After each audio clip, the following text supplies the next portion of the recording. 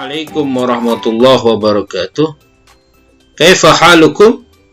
Alhamdulillah khair. Puji syukur kehadirat Allah Subhanahu wa taala karena pada kesempatan kali ini kita masih diberikan nikmat sehat walafiat sehingga bertemu lagi bersama Bapak dalam materi pembelajaran tentang sistem pernapasan pada manusia. Kali ini standar kompetensi yang akan kalian pelajari yaitu kalian akan mempelajari bagaimana cara menganalisis sistem organ pada manusia tertentu serta juga kelainan atau penyakit yang mungkin terjadi pada sistem organ ini. Lalu kompetensi dasarnya yaitu mengkaitkan antara struktur fungsi, proses dan juga kelainan atau penyakit yang terjadi pada sistem respirasi manusia dan hewan. Indikator yang akan kita pelajari adalah yang pertama menjelaskan struktur, fungsi, dan juga proses sistem respirasi pada manusia. Yang kedua adalah mengidentifikasi kelainan yang terjadi pada sistem respirasi. Nah, pada pertemuan kali ini kita akan membahas 5 hal yaitu terkait dengan alat pernapasan pada manusia, lalu pernapasan dada, pernapasan perut, udara pernapasan, dan juga kelainan serta gangguan pada pernapasan. Nah, alat pernapasan kita tahu yang pertama di sini adalah rongga hidung, faring, trakea, bronkus, bronkeolus, alveolus, dan juga pulmo. Nah, ini disebut dengan pulmo Pulmo itu paru-parunya Lalu disebut dengan pertama hidung, lalu ada faring, ada trakea yang Bapak tunjukkan ini Nah, ini alveolus di sini ada bronkus, ada bronkeolus dan juga alveolus Alveolus bagian kecil-kecilnya. Oke, yang pertama adalah rongga hidung. Nah, pada rongga hidung itu apa sih? Merupakan tempat paling awal yang dimasuki udara pernapasan. Sehingga rongga hidung itu biasanya menjadi cikal bakal masuknya masuknya kuman-kuman atau hal-hal lainnya yang berbahaya. Maka dilengkapilah lubang hidung itu dengan rambut-rambut kecil atau silia dan selaput lendir yang berfungsi untuk menyaring debu dan juga mengatur suhu pernapasan. Lalu selanjutnya ada yang disebut dengan faring. Faring itu adalah rongga tekak merupakan rongga di pertigaan ke arah saluran pencernaan. Nah, antara tenggorokan dengan rongga hidung Jadi itu biasanya faring bisa jika tertutup atau tersedak Nah, kita biasanya itu di daerah faring. Lanjut yaitu tenggorokan atau kita sebut dengan trakea, merupakan saluran memanjang yang terdiri atas cincin-cincin tulang rawan terletak di daerah leher depan kerongkongan. Lalu ada bronkus. Apa itu bronkus? Adalah cabang batang tenggorok yang masuk ke dalam paru-paru. Bronkus itu adanya sebelah kiri bercabang 2 dan sebelah kanan bercabang 3. Bronkeolus. Nah, bronkeolus itu apa? Bronkeolus adalah merupakan cabang bronkus yang lebih halus lagi dan berakhir pada alveolus. Nah, alveolus ini yang paling kecil yaitu gelembung-gelembung udara pada paru-paru Nah, pulmo. Pulmo itu paru-paru itu sendiri terletak di dalam rongga dada Paru-paru kiri berlobus 2 berukuran lebih kecil dibandingkan paru-paru kanan yang terdiri dari 3 lobus. Apa sih maksudnya lobus? Nah, lobus itu adalah merupakan gelambir atau bagian belahan-belahan. Nah, jika kalian perhatikan di sini gambarnya Nah, paru-paru gelambir atau lobus di sini ada 3 lobus Lobus sebelah mana ini tadi? Kanan Ada 3, ada superior, ada lobus medius dan juga lobus interior. Sedangkan sebelah kanan hanya ada 2 belahannya, ada lobus inferior dan juga superior. Jadi ingat tuh, bagian paru-paru sebelah kanan ada 3 lobus, 3 bagian sedangkan bagian sebelah kirinya ada 2. Pernapasan dada. Apa sih pernapasan dada? Pernapasan dada yang berpengaruh di sini adalah inspirasi.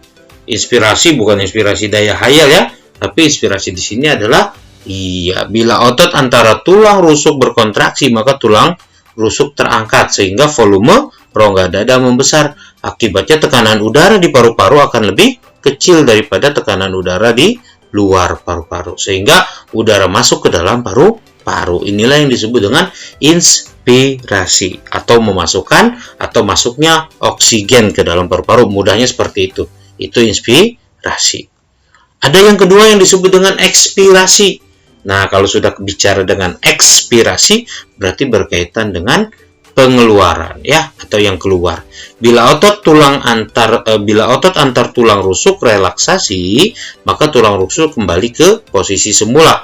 Rongga dada mengecil, akibatnya tekanan udara di paru-paru lebih besar ya dari tekanan udara luar, sehingga udara keluar dari paru-paru tersebut ya.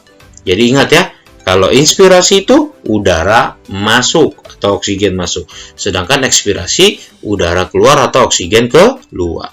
Kita lanjutkan, yaitu pernapasan perut. Nah, pada pernapasan perut ya, ada yang juga disebut dengan inspirasi. Bila otot diafragma berkontraksi, maka posisi diafragma mendatar sehingga volume rongga dada membesar. Akibatnya tekanan udara di paru-paru lebih kecil dan tekanan udara di luar paru-paru, sehingga udara luar masuk ke paru-paru ya. Nah, ini dia siklusnya, ada inspirasi. Saat inspirasi terjadi seperti ini ya, diafragmanya yang dilihat karena pada pernapasan perut ya. Nah, kalau pernapasan dada tidak seperti ini ya. Ekspirasi seperti ini ya. Oke, kita lanjutkan. Nah, ekspirasi pada pernapasan perut seperti apa? Bila otot diafragma kembali ke posisi semula, maka rongga dada mengecil, akibatnya tekanan di paru-paru lebih besar dari tekanan udara luar dan tekanan udara dan udara itu akhirnya keluar dari paru-paru. Kapan sih terjadinya pernapasan dada dengan pernapasan perut? Nah, pernapasan dada biasanya ketika kita sedang dalam keadaan terjaga ya, atau dalam keadaan sadar. Sedangkan pernapasan perut biasanya ketika kita sedang tidur ya, atau beristirahat. Volume udara pernapasan. Nah, volume udara pernapasan bagaimana cara mengukurnya? Ingat, udara pernapasan ya, atau kita sering sebut dengan UP. Nah, itu adalah udara yang masuk atau keluar ya. Nah, masuk ya saat inspirasi atau ekspirasi, biasanya sebanyak 500 cc. Ingat, kalau ada udara pernapasan berarti masuk atau keluar sekitar 500 cc. Ada yang disebut dengan udara komplementer ya, atau UK. Nah, itu adalah udara yang masih dapat dihirup lagi setelah inspirasi, biasanya 1500 cc. Lalu ada lagi udara cadangan. Apa itu udara cadangan? Udara yang dapat dihembuskan lagi setelah ekspirasi biasa. Itu besarnya sebesar 1500 cc. Lalu ada yang disebut dengan udara residu ya, itu adalah udara yang tidak dapat dihembuskan kembali ya. Tidak dapat dihembuskan lagi dan biasanya menetap di paru-paru. Berapa udara yang menetap di paru-paru? Nah, ingat, udara yang menetap di paru-paru itu harus diingat ya. Itu besarannya kurang lebih ya 1000 cc ya. 1000 cc. Jadi selalu stabil di situ, disebut dengan udara residu.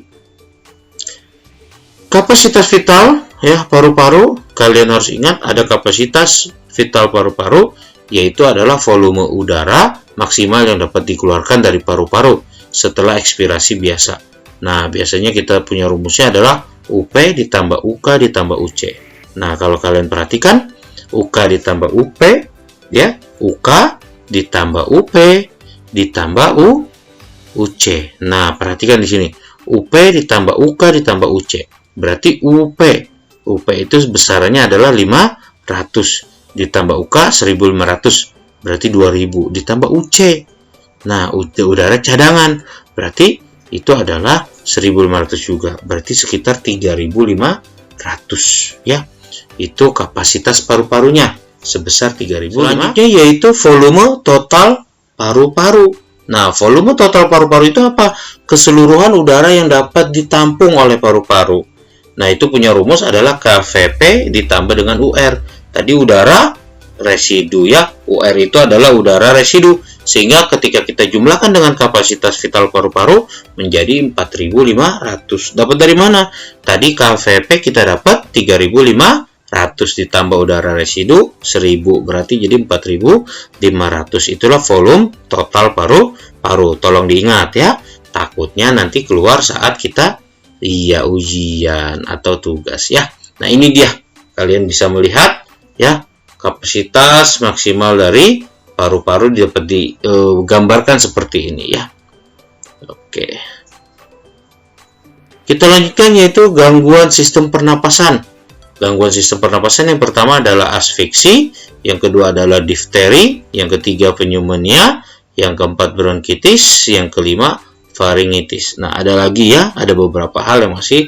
Nah, pertama di sini kita lihat apa sih yang disebut dengan asfiksi adalah gangguan dalam pengangkutan O2 ke jaringan atau gangguan penggunaan O2 oleh jaringan. Difteri, penyakit saluran pernapasan bagian atas karena infeksi bakteri.